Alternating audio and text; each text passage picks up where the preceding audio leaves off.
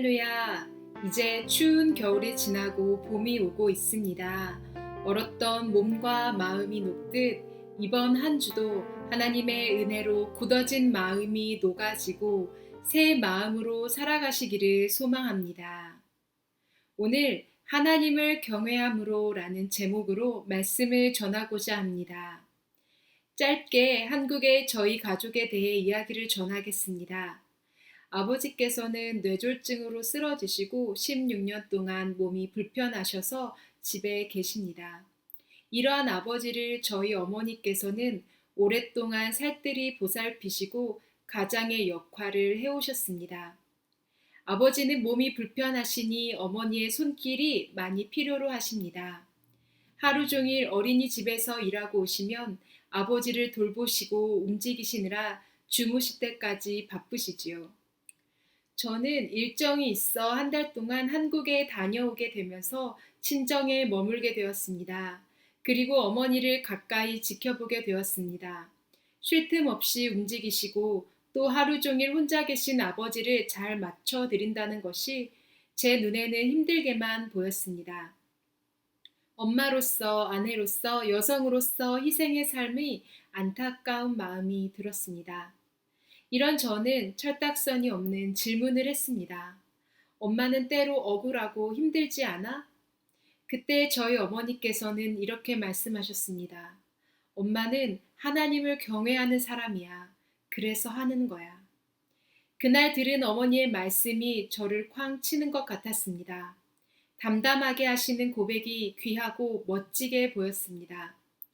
고단한 삶을 포기하지 않고 참고 또 사랑으로 덮으며 다시 일어나시는 것은 바로 하나님을 경외하기 때문인 것입니다. 성경에 하나님을 경외하는 사람들이 나옵니다. 바로 출애굽기에 나오는 히브리 산파입니다.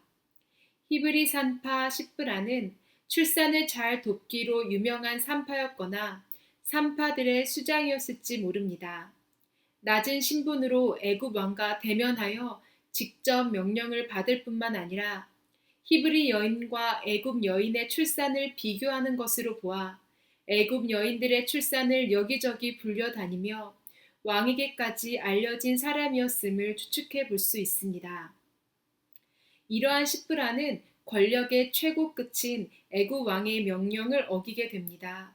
바로 번성하는 히브리인들을 막기 위해 아들을 죽이라는 명령에서 말입니다. 히브리인들의 아들을 죽일 수 있는 자격은 애굽 왕에서 선택받은 십브라로 히브리인들에게서는 권력이 될 수 있었습니다. 그러한 자리에서 산파 십브라는 죽음과 포기를 각오하고 왕의 명령을 거부하는 일을 하게 됩니다. 바로 히브리인들의 아들들을 살리는 것이지요. 그렇게 모세도 태어납니다. 21절 말씀에 이렇게 기록하고 있습니다. 그 산파들은 하나님을 경외하였으므로. 십브라는 애굽 왕 위에 있는 하나님께 속한 사람이었습니다.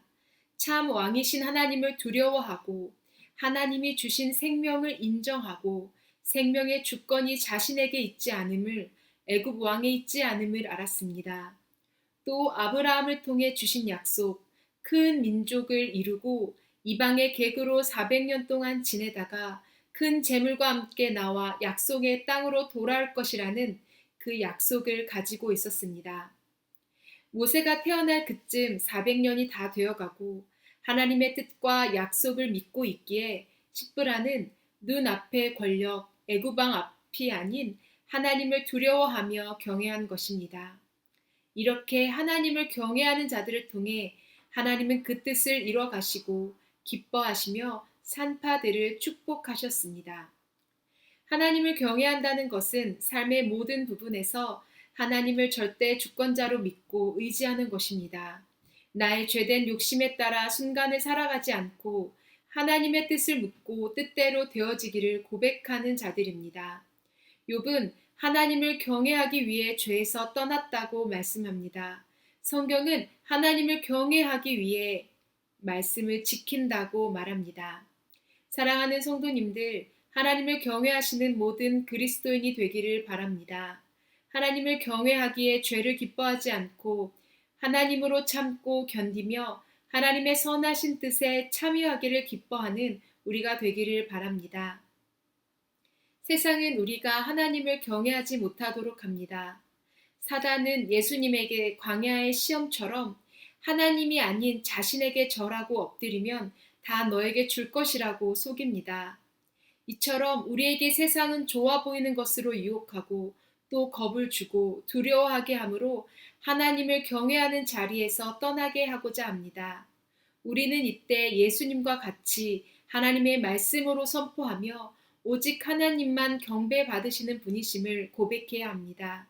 죽음을 각오하고 고백한 산파처럼 욥과 고넬료 같이 수많은 믿음의 선배들과 같이 하나님을 경외하며 그분의 뜻대로 살아가는 우리 모든 성도님들이 되시기를 간절히 기도합니다.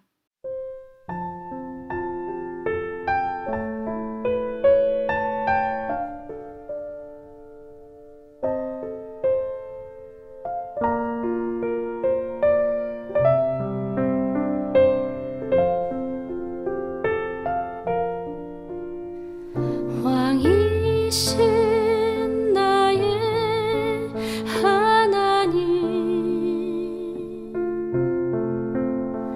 내가 주를 높이고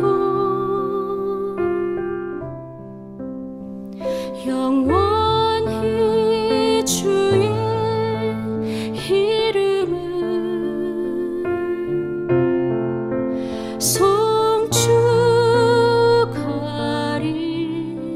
송축하리이다. 왕이신